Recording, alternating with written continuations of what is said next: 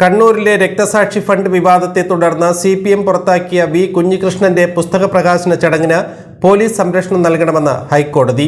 ഫെബ്രുവരി 4-ന് പയ്യന്നൂർ ഗാന്ധി പാർക്കിൽ നടക്കുന്ന നേതൃത്വത്തെ അണികൾ തിരുത്തണം എന്ന പുസ്തകത്തിന്റെ പ്രകാശ ചടങ്ങിന് സംരക്ഷണം ആവശ്യപ്പെട്ട് കുഞ്ഞികൃഷ്ണൻ ഹർജി നൽകിയിരുന്നു. ചടങ്ങ് തടസ്സപ്പെടുത്താൻ പാർട്ടി ശ്രമിക്കുന്നുണ്ടെന്നും തനിക്കും കുടുംബത്തിനും ജീവന് ഭീഷണിയുണ്ടെന്നും ഹർജിയിൽ പറഞ്ഞിരുന്നു. കേസിൽ കക്ഷി ചേർത്തിരിക്കുന്ന CPM കണ്ണൂർ ജില്ലാ secretary KK Ragesh, Payyanur area secretary P Santhosh, TI Madhusoodanan MLA എന്നിവർക്ക് നോട്ടീസ് അയക്കാനും കോടതി ഉത്തരവിട്ടു.